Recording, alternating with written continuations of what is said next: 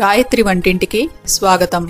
ఇక్కడ నేను చూపించబోయే వంటని మీరు కూడా చేసి మీ ఫ్యామిలీ మెంబర్స్తో రుచి చూసి ఎంజాయ్ చేస్తారని ఆశిస్తాను. ఈరోజు గాయత్రి వంటింట్లో ఆలూ పరాటాలు తయారు చేయటం నేర్చుకుందాం. దీనికి కావలసిన పదార్థాలు, ముందుగా పిండి తడుపుకోవడానికి కావలసిన పదార్థాలేమిటో చూద్దాం. గోధుమ పిండి 3/4 కప్పు 120 గ్రాములు, వాము 1/2 టీ స్పూను, పసుపు 1/2 టీ స్పూను, ఉప్పు రుచికి తగినంత, పిండి తడుపుకోవటానికి నీళ్లు సుమారు 70 మిల్లీలీటర్లు, బంగాళదుంపలు 3 260 గ్రాములు. ఈ ఆలూ పరాఠాలని తయారు చేసుకోవటానికి ఈ బంగాళదుంపల్ని ఉపయోగించి 2 రకాల స్టఫింగ్స్ ని తయారు చేసుకుంటాము. ముందుగా మొదటి రకం స్టఫింగ్ తయారు చేసుకోవటానికి కావలసిన పదార్థాలని చూద్దాము. పచ్చిమిరపకాయలు 6, తరిగిన కొత్తిమీర 2 టేబుల్ స్పూన్లు, జీలకర్ర 1/2 టీ స్పూను, ఉప్పు రుచికి తగినంత, నూనె 2 టీ స్పూన్లు. ఇప్పుడు రెండో రకం స్టఫింగ్ తయారు చేసుకోవటానికి కావలసిన పదార్థాలు: ఎండుమిరపకాయలు 5, జీలకర్ర 1/2 టీ స్పూను, తరిగిన కొత్తిమీర 2 టేబుల్ స్పూన్లు, ఉప్పు రుచికి తగినంత, పరాఠాలని ఒత్తుకోవటానికి గోధుమ పిండి, పరాఠాలని కాల్చటానికి నూనె. ఇప్పుడు ప్రిపరేషన్స్ ని చూద్దాం. బంగాళదుంపల్ని ఉడికించుకోవాలి.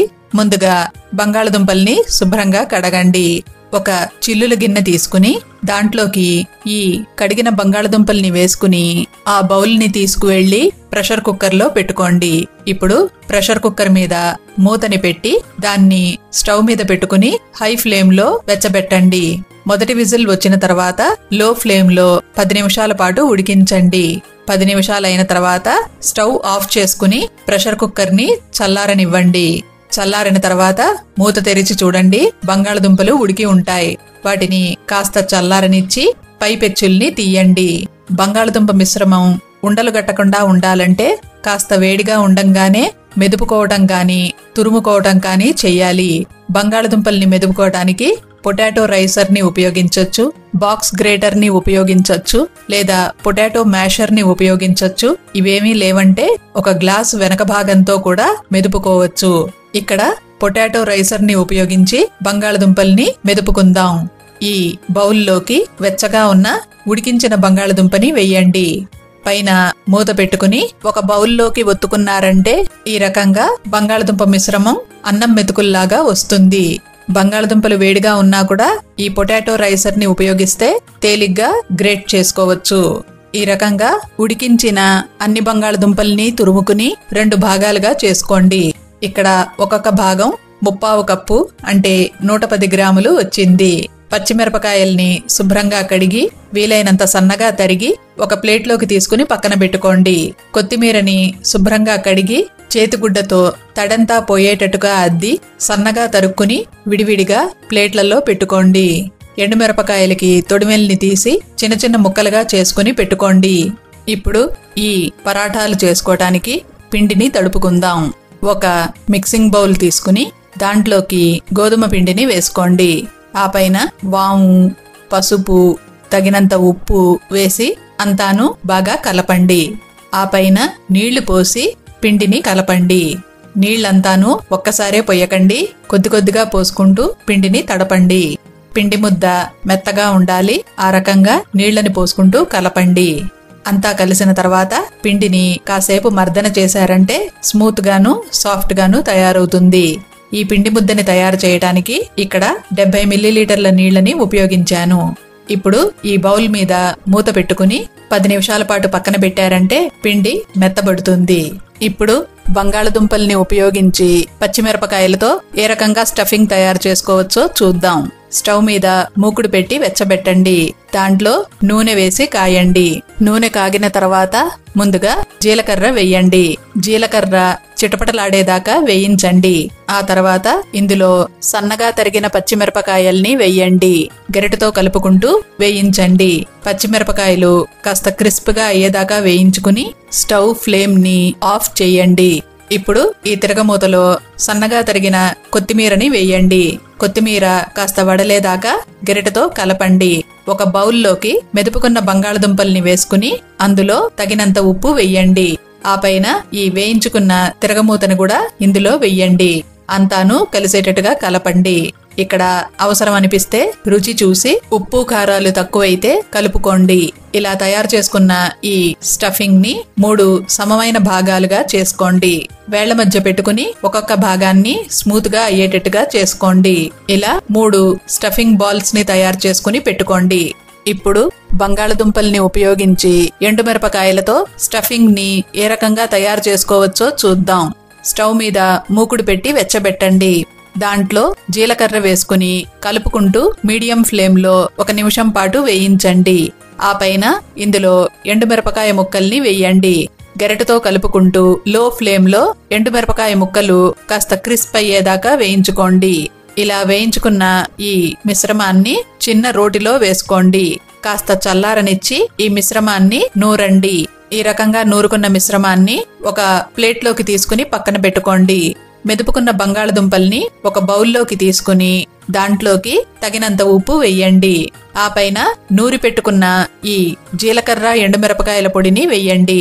ఆ పైన సన్నగా తరిగిన కొత్తిమీరను కూడా వేసుకుని అంతాను కలిసేటట్టుగా కలుపుకోండి. రుచి చూసి అవసరం అనిపిస్తే ఉప్పు కారాలు కలుపుకోండి. ఇలా తయారు చేసుకున్న మిశ్రమాన్ని 3 సమమైన భాగాలుగా చేసుకోండి. ఇప్పుడు ఒక్కో భాగాన్ని వేళ్ల మధ్య పెట్టుకుని స్మూత్ గా అయ్యేటట్టు చేసుకోండి. ఇలా 3 స్టఫింగ్ బాల్స్ ని తయారు చేసుకుని పెట్టుకోండి. ఇప్పుడు ఆలూ పరాఠాలు తయారు చేసే విధానాన్ని చూద్దాం. పిండి తడుపుకుని పక్కన పెట్టుకున్నాం కదా. 10 నిమిషాలైన తర్వాత మూత తెరిచి ఆ పిండి ముద్దని కాసేపు మర్దన చెయ్యండి. ఇప్పుడు ఈ పిండి ముద్దని 6 సమమైన భాగాలుగా చేసుకోండి. ఒక భాగం పిండి ముద్దని తీసుకుని 2 అరచేతుల మధ్య పెట్టుకుని నొక్కుతూ స్మూత్ గా అయ్యేటట్టుగా చేసుకోండి. ఇక్కడ చూస్తున్నారు, ఈ రకంగా స్మూత్ గా ఉండని తయారు చేసుకోవాలి. ఇదే రకంగా అన్ని ఉండల్ని స్మూత్ గా చేసుకుని పెట్టుకోండి. ఇప్పుడు ఒక పిండి ముద్దని తీసుకుని 2 అరచేతుల మధ్య పెట్టి నొక్కండి. ఈ రకంగా చదునుగా చేసుకోండి. ఇప్పుడు 2 చేతుల వేళ్లతోనూ అంచుల దగ్గర నొక్కుతూ సాగదీయండి. వేళ్లకి పిండి కనుక అతుక్కుంటూ ఉంటే పొడి పిండిలో వేళ్లని అద్దుకోండి. మధ్య భాగం మందంగా ఉంచుతూ అంచుల్ని తిప్పుతూ సాగదీయండి. అలా సాగదీస్తూ చిన్న కప్పులాగా తయారు చేసుకోండి. ఇప్పుడు ఒక భాగం స్టఫింగ్ ని కప్పులాగా తయారు చేసుకున్న ఈ పిండి మధ్యలో పెట్టండి. ఇక్కడ చూస్తున్నారు, ఈ రకంగా పెట్టుకుని ఈ స్టఫింగ్ ని లోపలికి నొక్కండి.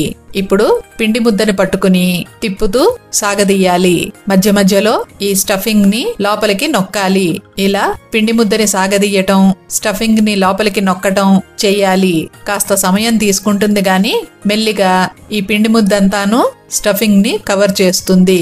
ఇక్కడ చూస్తున్నారు, స్టఫింగ్ లోపలికి వెళ్లి పిండి ముద్ద పైకి వస్తోంది. స్టఫింగ్ ని లోపలికి నొక్కినప్పుడు కూడా పిండి కాస్త సాగుతుంది.